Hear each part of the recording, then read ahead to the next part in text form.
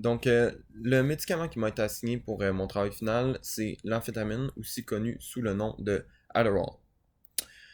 Le but de ce médicament-là, c'est pour aider avec les personnes qui ont un TDAH, dans le fond, augmenter la concentration puis réduire l'hyperactivité du cerveau.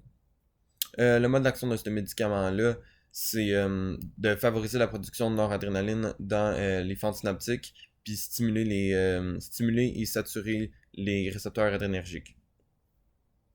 Euh, L'amphétamine est un sympathomimétique direct.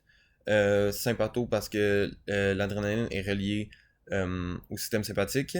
Mimétique parce que ça fait juste mimer l'action de créer de l'adrénaline. C'est juste que ça va en créer plus pour venir saturer les récepteurs. Puis direct parce que ça bloque pas rien. Puis ça fait juste en créer plus dans le fond. La cible de l'amphétamine, c'est le système nerveux central, donc surtout le cerveau.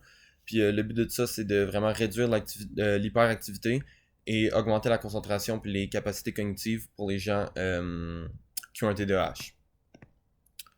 L'effet secondaire que j'ai choisi de développer dessus, c'est l'insomnie.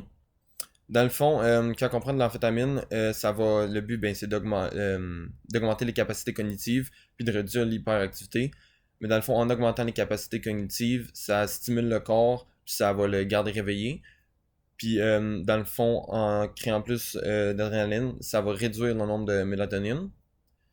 Fait que dans le fond, ce que ça va faire, c'est que ça va garder le corps réveillé. Puis parce que l'adrénaline, ben, c'est ça le but. Le but de l'adrénaline, dans le fond, c'est de garder le corps réveillé, qui est prêt à comme un stress ou un danger imminent. Donc, dans le fond, c'est ça que ça va faire. Puis, le corps va avoir beaucoup de difficultés à s'endormir. Puis, ça pourrait mener à de l'insomnie suite à la prise de ce médicament-là. Surtout, les gens qui ont des TDAH le prennent euh, souvent comme une fois par jour minimum, là. Fait que, c'est ça.